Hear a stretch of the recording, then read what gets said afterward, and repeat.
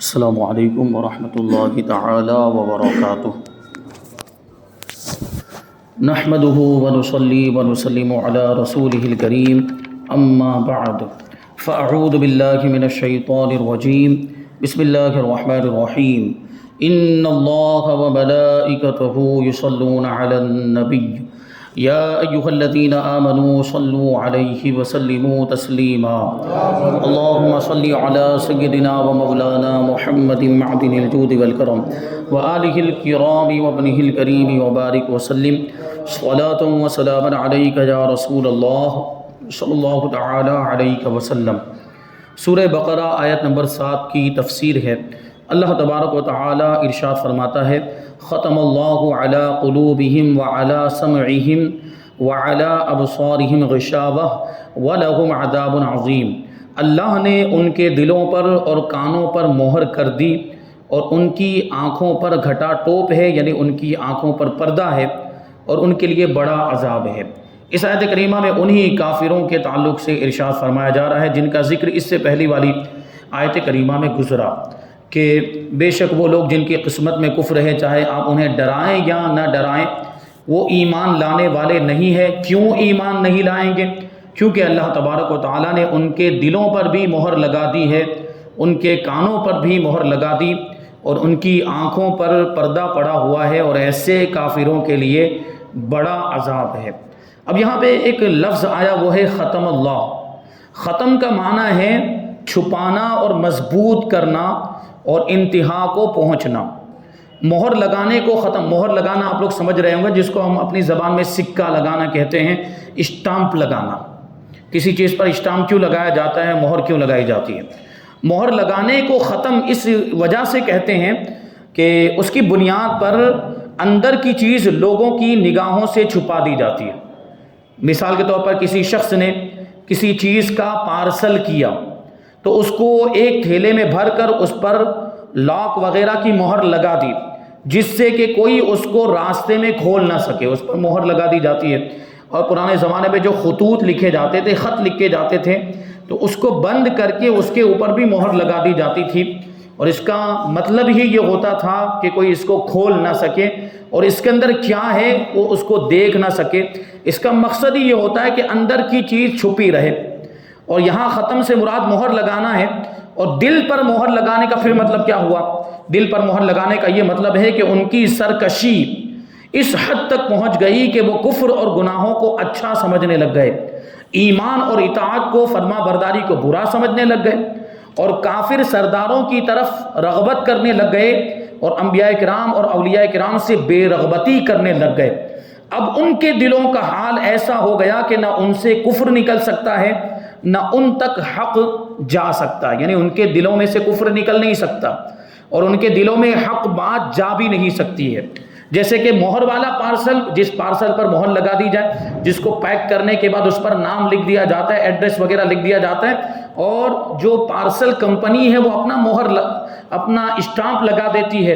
اس کا مطلب یہ ہوتا ہے کہ نہ تو اس میں سے کوئی چیز باہر نکل سکتی ہے، نہ کوئی چیز باہر سے اندر جا سکتی ہے۔ تو یہ کافروں کے جو اس طرح کے کافر تھے، جو ضد میں کافر ہو گئے، سرکشی میں انتہا کو پہنچ گئے تھے، ان کا یہ حال تھا کہ ان کے دل سے کفر باہر نہیں آ سکتا اور حق اور ایمان ان کے دل میں جا نہیں سکتا۔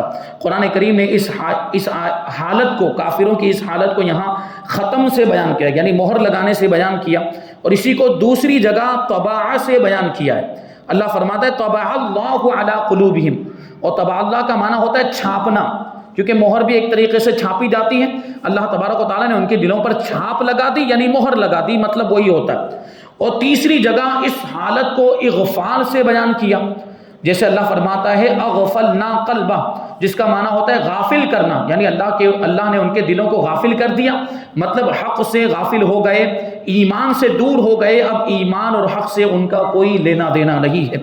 اور چوتھی جگہ پر اقصا سے تعبیر فرمایا، اللہ فرماتا ہے قاسیتاً، ان کے دل سخت ہو گئے۔ اس کا معنی ہی ہوتا ہے سخت کرنا، اور یعنی سخت ہو گئے کا یہی مطلب ہے کہ اب حق کو قبول کرنے کی صلاحیت ان کے دلوں میں نہیں رہی۔ اور پانچویں جگہ پر اسے رین سے تعبیر فرمایا، جیسے اللہ فرماتا ہے رانا علی قلوبہم، یعنی ان کے دلوں پر زنگ لگ گیا، ان کے دلوں پر زنگ کا مطلب کیا ہوا؟ جو ہم اپنی زبان میں بولتے ہیں کاٹ چڑھ گیا، ان کے دلوں پر کاٹ چڑھ گیا ہے، یعنی اب ان کے دل جو ہے وہ میلے ہو گئے ہیں اور اب ان کی صفائی نہیں ہو سکتی، ان کو صیقل نہیں کیا جا سکتا۔ ان سب الفاظ کے معنی قریب قریب ایک ہی ہیں، دل پر کفر کی مہر لگ جانا، حقیقت میں یہ عذاب الہی ہے۔ آگے اللہ فرماتا ہے علی قلوبہم، یعنی ان کے دلوں پر مہر لگا دی، تو اس میں ایک لفظ آیا ہے قلوب۔ قلوب یہ قلب کی جمع ہے، اور قلب کا معنی اردو میں ہوتا ہے دل، لیکن یہاں پر وہ دل نہیں مراد ہے جو گوشت کا ایک لوتھڑا ہوتا ہے، وہ مراد نہیں، بلکہ کہ یہ مانوی چیز ہے، یہ مانوی چیز، یعنی یہ دل تو اس کو محسوس کیا جا سکتا ہے، لیکن جو دل لطیفہ الہیہ ہے، یعنی اللہ تبارک و تعالیٰ کا عطیہ ہے، وہ ایک مانوی سی چیز ہے جس کو سمجھا جا سکتا ہے، اس کو محسوس نہیں کیا جا سکتا، یعنی اس کو دیکھا نہیں جا سکتا ہے اور اس کو چھوا نہیں جا سکتا، تو وہ قلب یہاں پر مراد ہے۔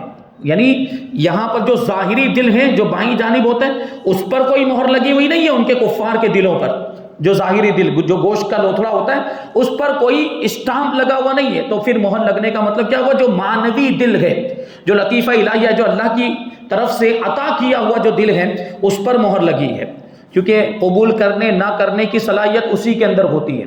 یہ تو ایک پنجرہ ہے، یوں سمجھیے یہ ایک پنجرہ ہے، یہ جو گوشت کا لوتھڑا ہے یہ ایک پنجرہ ہے، حقیقت میں دل ایک پرندے کی حیثیت رکھتا ہے جو اس پنجرے میں قید ہوتا ہے، جو اس پنجرے میں قید ہوتا ہے، وہی سب سمجھتا ہے اور وہی کسی چیز کو مانتا ہے، کسی چیز کا انکار کرتا ہے، وہی اصل ہے، جو دل مانوی ہے وہی اصل ہے۔ اور قلب کا معنی ہوتا ہے الٹا ہونا یا بدلنا۔ کھوٹے روپے کو اسی لیے قلب کہتے ہیں کہ ہر شخص اسے الٹا واپس کر دیتا ہے اور بدل دیتا ہے۔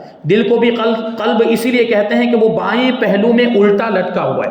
دل حقیقت میں یہ جو ہم اور آپ جو ایک شکل دیکھتے ہیں نا، وہ دل کی ایک شکل اس طریقے سے بنائی جاتی، حقیقت میں دل اس شکل کا ہے ہی نہیں، پتہ نہیں کس نے اس کو ایجاد کر دیا ہے۔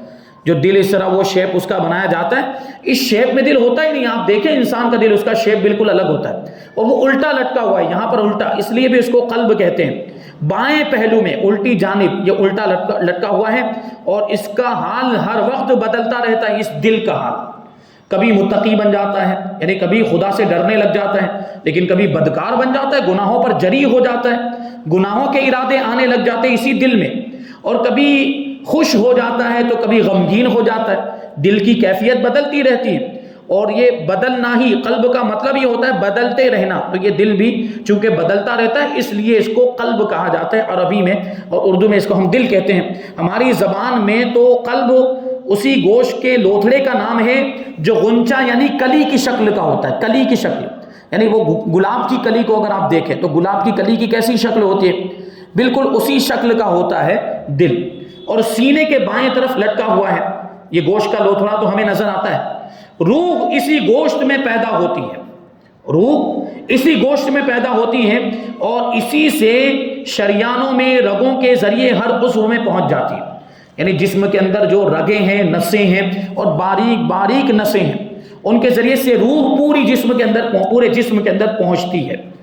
اور یہ بھی کہہ سکتے ہیں کہ یہی دل ہے جو خون کو پمپ کرتا ہے، اس کا کام ہوتا ہے خون کو پمپ کرنا، اور یہ خون کو پمپ کر کے پورے جسم میں پہنچاتا ہے۔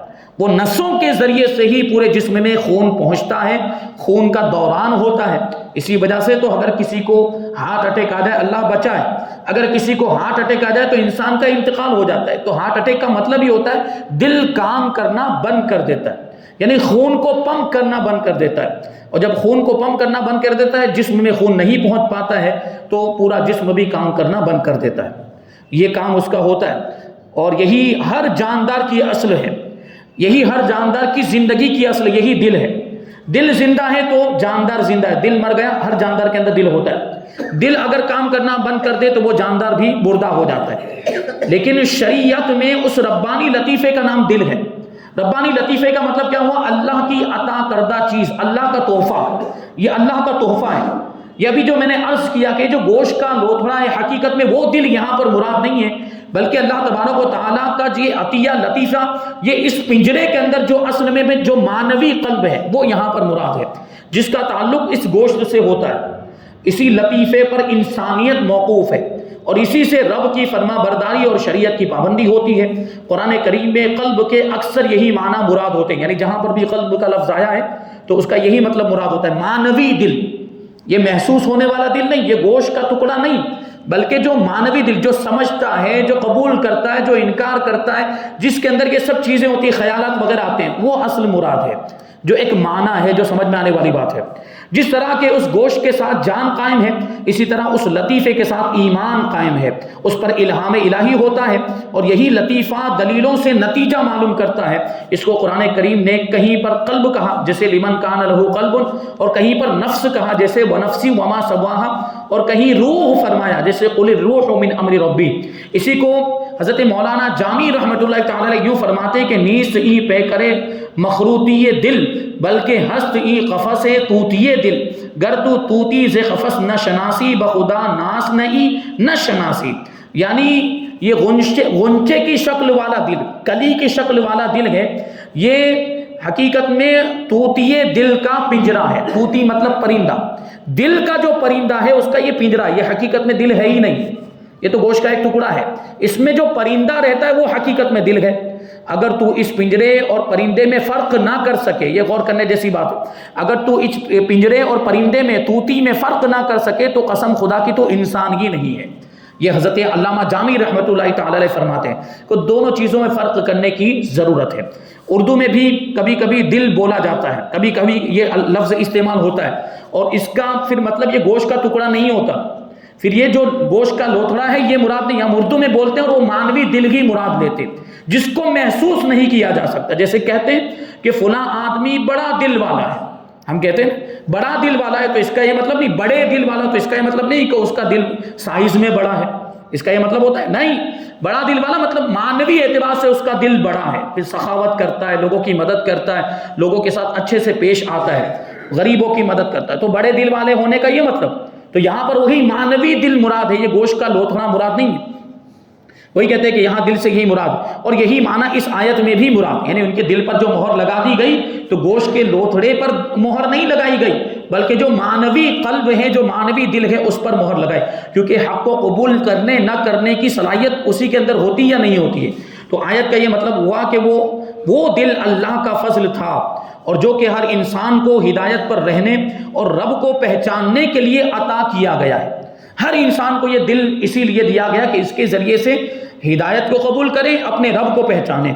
اور جو ذوق و شوق اور کشف کا سر چشمہ تھا، اسی میں کسی چیز کا شوق پیدا ہوتا ہے، یہی دل ہے، اور اسی کے ذریعے سے کشف کے معاملات ہوتے ہیں. اسی دل، یہ جب دل ترقی کرتا ہے، دل جب ترقی کرتا ہے، اللہ والوں کا دل بھی، اللہ کے ولیوں کا جو دل ہوتا ہے وہ ترقی اور ریاضت و مجاہدہ کے ذریعے سے اس کو تربیت کرتے ہیں، اس کی ایسی پرورش کرتے ہیں، تزکیہ کرتے ہیں، جس کو تزکیہ نفس بھی کہا جاتا ہے. دل کو ایسا پاک و صاف کر دیتے ہیں، یعنی دل سے سارے دنیا کے خیالات کو نکال دیتے ہیں، دنیا کی چیزوں کی محبتوں کو نکال دیتے ہیں، اور اس دل کو اللہ سے لگا دیتے ہیں. جب اس دل کا تعلق اللہ سے قائم ہو جاتا ہے تو پھر اس دل پر الہام الہی کا نزول ہوتا ہے، یعنی پھر اللہ تبارک و تعالیٰ ان کے دلوں میں باتیں ڈالتا ہے، پھر کشف ہوتا ہے، چھپی ہوئی چیزوں کو بھی وہ جان لیا کرتے ہیں. یہی وہ دل ہے، اور یہ ایمان کے رہنے کی جگہ اور ایمان کا برتن ہے. ایمان اسی میں ہوتا ہے.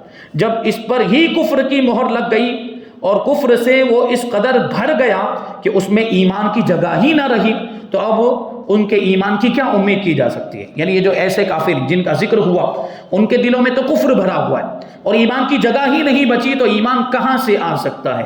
اس لیے فرمایا گیا کہ وہ ایمان لانے والے نہیں ہیں. اور آگے فرمایا گیا کہ وَعَلَىٰ سَمْعِهِمْ، یعنی ان کے کانوں پر بھی مہر لگا دی گئی. لوگ کہتے ہیں کہ اس کا تعلق بھی قلب سے ہے، یعنی دونوں چیزوں پر مہر لگا دی گئی، دل پر بھی مہر لگا دی گئی اور ان کے کانوں پر بھی مہر لگا دی گئی. اس کا معنی یہ ہوا کہ ان کے دلوں پر بھی مہر اور ان کے کانوں پر بھی مہر ہے، اور ان کی آنکھوں پر پردہ پڑا ہوا ہے. اور بعض علماء فرماتے ہیں کہ اس کا تعلق آگے سے ہے، یعنی ابصار سے ہے. تو پھر آیت کے یہ معنی ہوں گے کہ ان کے دلوں پر تو اللہ نے مہر لگا دی اور ان کے کانوں پر اور ان کی آنکھوں پر پردے پڑے ہوئے ہیں. لیکن کہتے ہیں کہ پہلا قول زیادہ صحیح، یعنی سمعہم کا تعلق قلوبہم سے ہی ہے. مطلب کیا ہوا کہ دلوں پر بھی مہر لگا دی ہے اللہ تبارک و تعالیٰ نے، اور کانوں پر بھی مہر لگا دی اور آنکھوں پر پردے پڑے ہوئے ہیں. اس کا یہ ایسا کیوں ہے؟ اس کی وجہ کیا ہے کہ پہلا والا قول صحیح؟ اس لیے کہ دوسری آیت میں اسے صاف طریقے سے بیان فرمایا گیا. اللہ فرماتا ہے وَخَتَمَ عَلَى سَمْعِهِ وَقَلْبِهِ وَجَعَلَ عَلَى بَصَرِهِ غِشَاوَةً، کہ اللہ نے اس کے کان پر، اس کے دل پر مہر لگا دی اور اس کی نگاہوں پر پردہ ڈال دیا۔ تو اس سے پتہ چلا کہ جو سمعہم کا جو لفظ ہے اس کا تعلق قلوبہم سے ہے۔ اس آیت میں صاف صاف فرما دیا کہ دو چیزوں پر مہر لگائی ہے، دل اور کان پر، اور پردہ صرف آنکھوں پر پڑا ہوا ہے۔ اب یہاں پہ بھی غور کرنے کی ضرورت ہے کہ دل پر کیوں مہر لگائی گئی اور کانوں پر کیوں مہر لگائی گئی، جبکہ آنکھوں پر صرف پردہ ڈالا گیا؟ یعنی آنکھوں پر بھی تو مہر لگائی جا سکتی تھی، آنکھوں پر نہیں مہر لگائی گئی، صرف دل پر اور کانوں پر مہر لگائی گئی اور مہر لگانے کا ذکر کیا گیا۔ تو اس کا مطلب کیا ہے؟ تو فرماتے ہیں کہ آنکھوں پر پردہ ہی مناسب ہے اور دل اور کان پر مہر لگانا ہی مناسب ہے۔ آنکھ کے لیے پردہ، چونکہ کان ہر طرف کی آواز سنتا ہے، کان ہر طرف کی آواز سنتا ہے، آگے کی، پیچھے کی، دائیں بائیں کی، ہر جگہ کی آواز سنتا ہے، اور آنکھ صرف سامنے کی چیز کو دیکھتی ہے، اور مہر ہر راستے کو بند کر دیتی ہے، اور پردہ صرف سامنے کے راستے کو۔ اس لیے کان اور دل پر مہر لگانا ہی لائق ہے اور آنکھ پر پردہ لگانا ہی مناسب ہے، کیونکہ دل تو ساری چیزوں کو سمجھتا ہے، اس لیے دل پر بھی مہر لگانے کی ضرورت، اور کان بھی آگے پیچھے دائیں بائیں سب جگہ کی باتیں سن لیتا ہے، اس لیے کان پر بھی مہر لگانا ہے، کیونکہ وہ ہر راستے کو بند کرتی ہے، مہر ہر راستے کو بند کر دیتی ہے۔ لیکن آنکھ میں کیسا ہے کہ آنکھ صرف سامنے کی چیز کو دیکھتی ہے، اس میں بھی روشنی کی ضرورت ہوتی ہے، روشنی ہو تبھی نظر آئے، اس لیے آنکھوں پر صرف پردے کا ذکر ہوا کہ یہاں پر صرف پردہ لگا دینا ہی کافی ہے، کہ اس سے سامنے کی چیز نظر نہیں آتی، تو پردہ ہی مناسب۔ نیز مہر سے اصل مقصود یہ ہوتا ہے کہ بیرونی چیز اندر نہ آ سکے، باہر کی چیز اندر نہ آ سکے، اور پردے سے اصل مقصود یہ ہوتا ہے کہ اندرونی چیز باہر نہ جا سکے۔ اسی لیے عورت کو پردہ کرنے کا حکم دیا جاتا ہے، نہ کہ مرد کو، یعنی عورت کو پردہ کرنے کا حکم اسی لیے دیا جاتا ہے کہ اندر کی خوبصورتی باہر نہ آنے پائے، اس کا چہرہ نہ دکھنے پائے، یہ اسی وجہ سے پردے کا حکم دیا جاتا ہے۔ اور چونکہ دل میں باہر سے خیالات آتے ہیں اور کان میں باہر کی آوازیں آتی ہیں، لہٰذا ان کے لیے، ان کو روکنے کے لیے مہر ہی مناسب ہے، اور آنکھ میں کوئی چیز، کوئی بیرونی چیز، کوئی باہر کی چیز اندر نہیں آتی ہے، اندر کی چیز کے باہر جانے کا خوف ہوتا ہے، تو اس لیے وہاں پر پردہ کا ذکر کیا گیا۔ بلکہ خود آنکھ سے نوری شعاعیں نکل کر باہر والی چیزوں پر پڑتی ہے، آنکھ سے ایک چیز باہر نکلتی ہے، کوئی چیز اندر نہیں آتی، تو وہ نوری شعاعیں نکلتی، نوری کرنیں نکلتی ہیں اور چیزوں پر پڑتی ہیں، تو ان کا احساس ہوتا ہے، یعنی پھر وہ چیز نظر آنے لگتی ہے انہی نوری کرنوں کی وجہ سے اور انہی شعاعوں کی وجہ سے، اس لیے اس کے لیے پردہ ہی مناسب ہے۔ اس جگہ علی کو دوبارہ اس لیے لایا گیا، دیکھیں غور کریں گے، ختم اللہ علی قلوبہم وعلی سمعہم وعلی ابصارہم، علی کو پھر سے لایا گیا تاکہ معلوم ہو کہ کانوں پر دل کے علاوہ علیحدہ مستقل مہر لگی ہے، یعنی دلوں پر تو مہر لگی ہے، کانوں پر بھی مہر لگی، ایسا نہیں کہ ایک ہی مہر کو ملا کر دونوں پر لگا دیا گیا، کانوں پر جو مہر لگی وہ الگ ہے اور دل پر جو مہر لگی وہ الگ ہے۔ اور یہ نہیں ہوا کہ فقط دل پر تو مہر ہو گئی اور اس کے سبب کان بھی بیکار ہو گئے، یعنی دل پر مہر لگا دی گئی، دل پر مہر لگنے کی وجہ سے کان بیکار ہو گئے، ایسا نہیں، بلکہ کانوں پر بھی مہر لگائی گئی۔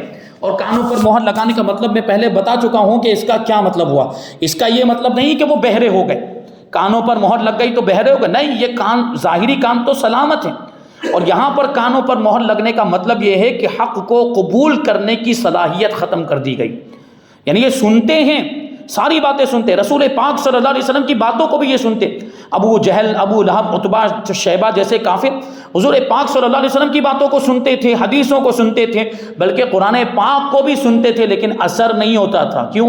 کیونکہ یہ کان پر مہر لگ چکی تھی، مہر لگنے کا مطلب ہی یہی ہے کہ وہ حق کو قبول نہیں کر سکتے تھے، حضور کی بات کو سن کر بھی، قرآن پاک کو سن کر بھی۔ اب یہاں پہ اسی کو بتا رہے ہیں کہ سمعن کے معنی سننے کے ہیں، لیکن اس جگہ پر اس عضو کو سمعن کہا گیا ہے جس میں یہ طاقت ہوتی ہے، سننے کی طاقت، یعنی کان کے اندر ایک پٹھا ہے، اس کے بارے میں کہتے ہیں کہ دونوں کانوں کے درمیان ایک پٹھا ہوتا ہے، ایک مسلز ہوتا ہے، جب آواز کانوں کے راستے سے اس پٹھے تک پہنچتی ہے اندر کی جانب، وہ ایک پٹھا، مخصوص پٹھا ہوتا ہے، تب اس کا احساس ہو جاتا ہے، یعنی اس آواز کا احساس ہو جاتا ہے، اسی پٹھے کے اندر سننے کی صلاحیت ہوتی ہے، اور وہ سننے کی صلاحیت بھی دیکھیے، یہ تو پروردگار کی قدرت ہے، ورنہ کبھی ایسا بھی ہوتا ہے کہ وہ پٹھا سلامت ہے پھر بھی آدمی بہرا ہو جاتا ہے، کبھی ایسا ہوتا ہے کہ کچھ کمی ہے پھر بھی اس کو سنا ہی دیتا ہے، یہ اللہ کی قدرت ہے۔ اور علماء کرام یہی بیان کرتے ہیں کہ آواز یہ ہوا کی لہروں کے ساتھ ہمارے کان تک پہنچتی ہے، اور پھر اس پٹھے تک پہنچتی، کان کے اندر داخل ہو کر اس پٹھے تک پہنچتی جس کے اندر یہ سننے کی صلاحیت رکھی گئی ہے۔ جب وہاں پر یہ آواز پہنچتی ہے تب اللہ تبارک و تعالیٰ اس پٹھے کے اندر سننے کی طاقت پیدا فرماتا ہے، اور وہ پٹھا اس کو پھر سن لیا کرتا ہے، یعنی کان اس کو سن لیا کرتا ہے۔ یہ اللہ کی قدرت سے ہوتا ہے، اور چونکہ وہ پٹھا ایک ہی ہے اس لیے اس کو یہاں صیغہ مفرد سے بولا گیا ہے، واحد کا لفظ آیا۔ سبحان اللہ، کیا نفیس ترتیب ہے! اس ترتیب پر بھی غور کرنا ہے کہ پہلے دل کا ذکر ہوا، پھر کانوں کا ذکر ہوا ہے، پھر آنکھوں کا ذکر ہوا ہے۔ دل پر مہر لگا دی، کانوں پر مہر لگا دی، اور آنکھوں پر پردہ پڑا ہوا ہے۔ اس ترتیب پر غور کرنا ہے کہ ایک کے بعد ایک، دل کے بعد کانوں کا ذکر اور کانوں کے بعد آنکھوں کا ذکر ہے۔ ایسا کیوں ہے؟ یہ بھی بڑی پیاری ترتیب ہے۔ فرماتے ہیں کہ بڑی نفیس اور عمدہ ترتیب ہے کہ دل ایمان و کفر کا ظرف ہے، یعنی برتن ہے۔ اگر ایمان ہوگا، کفر ہوگا تو وہ دل میں ہی ہوگا۔ اس کا ذکر اسی وجہ سے پہلے ہوا۔ اور کان اور آنکھیں ایمان کا راستہ ہے، یعنی ایمان داخل ہوگا تو کہاں سے ہوگا؟ کانوں کے ذریعے سے داخل ہوگا یا آنکھوں کے ذریعے۔ مطلب کیا ہے کہ کوئی بات سنے گا، اگر کوئی کافر ہے، رسول پاک صلی اللہ علیہ وسلم کی گفتگو کو سنا، قرآن پاک کی تلاوت سنی، اور اس کے ذریعے سے وہ آواز دل تک پہنچی اور دل پر اثر ہوا، پھر وہ مومن ہو جاتا ہے، ایمان لے آتا ہے۔ تو یہ راستہ ہوا کہ نہیں؟ اور آنکھ بھی راستہ بنتی ہے ایمان کے دل تک پہنچنے کا راستہ۔ جیسے صحابہ کرام نے نبی پاک صلی اللہ علیہ وسلم کو دیکھا، حضور کے چہرے مبارک کی زیارت کی، حضور کے اٹھنے بیٹھنے کو دیکھا، حضور کے طور طریقے کو دیکھا تو ایمان لے آئے۔ یہ دیکھنے کے ذریعے ایمان لائے، یعنی آنکھوں کے راستے سے ایمان ان کے دل میں پہنچ گیا۔ تو آنکھ اور کان یہ ایمان کے دل تک پہنچنے کا راستہ ہے، کیونکہ کہتے ہیں کہ کان کے ذریعے سے ہی قرآن کریم کی آیتیں، نصیحتیں اور ہدایتیں دل تک پہنچتی ہیں، اور دل انہیں قبول کر کے ایمان لے آتا ہے۔ اسی طرح آنکھوں سے قرآن کریم، نبی پاک صلی اللہ علیہ وسلم کا چہرہ پاک اور معجزات، اللہ تبارک و تعالیٰ کی قدرت کے نمونے دیکھے جاتے ہیں، دل ان کو مان کر ایمان لے آتا ہے۔ تو گویا دل بادشاہ ہے، دل جو ہے وہ مین ہے، اصل ہے، دل بادشاہ ہے، اور یہ اعضاء، یہ سارے اعضاء کان اور آنکھ، یہ اس کے خادم ہیں، اس کی خدمت کرتے ہیں۔ اور بادشاہ کا ذکر پہلے ہوتا ہے، بادشاہ کا ذکر پہلے ہونا چاہیے، اس لیے یہاں پر دل کا ذکر پہلے کیا گیا، خادموں کا ذکر بعد میں ہوا کرتا ہے۔ پھر کان آنکھوں سے چند وجوہ سے افضل ہے۔ اب یہاں پہ غور کرنے کی ضرورت ہے، چلو دل کے مقابلے میں یہ دونوں، ان کا ذکر بعد میں ہونا چاہیے تھا، کان کا ذکر بعد میں ہونا چاہیے تھا اور آنکھوں کا ذکر بعد میں ہونا چاہیے تھا، لیکن پھر ان دونوں میں یہ ترتیب کیوں رکھی گئی کہ پہلے کان کا ذکر کیا ہے پھر آنکھوں کا ذکر کیا؟ تو اس کا بھی جواب دیتے ہیں کہ کان آنکھوں سے زیادہ فضیلت رکھتا ہے۔ ایک یہ کہ کوئی پیغمبر سننے کی قوت سے کبھی بھی محروم نہیں ہوا، جتنے بھی انبیاء کرام ہوئے، سننے کی جو قوت تھی وہ سب کی سلامت تھی، وہ کبھی بھی سننے کی قوت سے محروم نہیں ہوئے، کوئی بھی نبی۔ لیکن بعض پیغمبر آنکھوں کے مرض میں مبتلا ہوئے، جیسے کہ حضرت یعقوب علیہ السلام اور حضرت شعیب علیہ السلام، آنکھوں کی بیماری ہوئی، لیکن کان سب کے سلامت، کیونکہ یہی وہ کان ہیں جو وحی الہی کو سنتے تھے اور لوگوں تک پھر اس کو پہنچاتے تھے۔ فرمایا تو سننا یہ نبوت کی شرط ہے۔ دوسرے یہ کہ ہر بہرا گونگا ضرور ہوتا ہے، جو بہرا ہوتا ہے وہ گونگا بھی ہوتا ہے، لیکن ہر نابینا گونگا نہیں ہوتا۔ ہر وہ شخص جس کی آنکھیں سلامت نہ ہو، جس کی روشنی چلی جائے، وہ گونگا نہیں ہوتا، ضروری نہیں ہے۔ بہرے سے ہماری مراد وہ ہے جو بالکل نہ سن سکے، نہ کہ جو اونچا سنتا ہو، یعنی جو اونچا سنتا ہے تو کچھ نہ کچھ اس کو بولنے کی طاقت ہوتی ہے۔ اور تیسرے یہ کہ سننے سے عقل کامل ہوتی ہے، سن کر ہی تو آدمی چیزوں کو محفوظ کرتا ہے، دماغ میں بٹھاتا ہے، اس سے عقل ترقی کرتی ہے، سننے کے ذریعے سے عقل کامل ہوتی ہے۔ چوتھے یہ کہ آنکھ اپنے دیکھنے میں درمیانی روشنی کی محتاج ہوتی ہے، یعنی وہ چیز اور آنکھ، جس چیز کو دیکھنا چاہتا ہے اور آنکھ، اس کے بیچ میں روشنی ہونی چاہیے، تبھی وہ چیز نظر آئے گی۔ اسی وجہ سے اندھیرے میں ہمیں چیزیں نظر نہیں آتی، تو آنکھ کو دیکھنے کے لیے روشنی کی ضرورت ہے کہ نہ تو یہ تاریکی میں کام کر سکے، اندھیرے میں آنکھ کام نہیں کرتی، نہ بہت تیز روشنی کو برداشت کر، اچھا روشنی اگر بہت تیز بھی ہو تب بھی آنکھ کسی چیز کو دیکھ نہیں پاتی۔ جیسے اگر کوئی سورج کی طرف دن کے وقت دیکھنے لگ جائے تو اس کی آنکھیں خیرہ ہو جاتی، چوندھیا جاتی، پھر وہ اگر وہاں سے نظر ہٹا بھی لے تھوڑی دیر دیکھنے کے بعد تو تھوڑی دیر تک اندھیرا چھایا رہتا ہے، تو تیز روشنی کو بھی یہ برداشت نہیں کر سکتی۔ مگر کان کے سننے میں ایسی کوئی شرط نہیں، کان کے لیے کوئی روشنی کی بھی ضرورت نہیں، کان کے لیے کوئی دوسری چیز کی بھی ضرورت نہیں ہے، اور ایسا بھی نہیں کہ کوئی دوسری چیز اس پر اثر انداز ہو، ایسا بھی نہیں ہوتا۔ اور چھٹے یہ کہ تبلیغ اکثر و بیشتر کان اور زبان کے ذریعے سے ہوتی ہے۔ تبلیغ یعنی دین اسلام کی تبلیغ جو ہوتی ہے، اللہ تبارک و تعالیٰ کے دین کی تبلیغ، یہ کان اور زبان کے ذریعے ہوتی ہے کہ نبی صلی اللہ علیہ وسلم سے فرمان سنے، یہ انبیاء کرام نے بھی جو تبلیغ کی وہ بھی ایسے ہوئی، اور نبی پاک صلی اللہ علیہ وسلم کے بعد امت بھی جو تبلیغ کر رہی ہے، امت کے علماء، مشائخ اور اولیاء، یہ بھی جو تبلیغ کر رہے ہیں، یہ بھی کان اور زبان کے ذریعے سے ہی کر رہے ہیں۔ کیسے ہوتی کہ نبی پاک صلی اللہ علیہ وسلم سے آپ کے فرمان کو سنیں اور لوگوں سے بیان کیے جاتے ہیں، اور اس لیے کان کو آنکھ سے پہلے بیان کیا گیا کہ آنکھ اگر نہ بھی ہو تب بھی آدمی تبلیغ کر سکتا ہے، لیکن کان نہ ہو یا زبان نہ ہو تو اس میں دشواری پیش آئے گی تبلیغ کرنے میں۔ اس لیے یہاں پر یہ پہلے تو دل کا ذکر ہو گیا، پھر کان کا ذکر ہوا، تب جا کے پھر آنکھوں کا ذکر کیا گیا۔ اب آگے جو آنکھوں کے تعلق سے جو بات بتائی گئی ہے، وَعَلَىٰ أَبْصَارِهِمْ غِشَاوَةٌ، کہ ان کی آنکھوں پر پردے پڑے ہوئے ہیں، تو اس کا مطلب کیا ہے؟ اور پھر یہ جو پورا مضمون اس آیت کریمہ کے اندر بیان کیا گیا، اس کا خلاصہ اور اس کا مطلب، اس کا نتیجہ کیا نکلتا ہے، انشاءاللہ تبارک و تعالیٰ اس کو ہم آئندہ درس میں شامل کریں گے۔ اللہ تبارک و تعالیٰ کی بارگاہ میں دعا ہے کہ جو کچھ بھی بیان ہوا اس پر ہم سب کو عمل کرنے کی توفیق عطا فرمائے، اور نور قرآن سے ہم سب کے دلوں کو روشن اور منور فرمائے۔ وما علینا الا البلاغ۔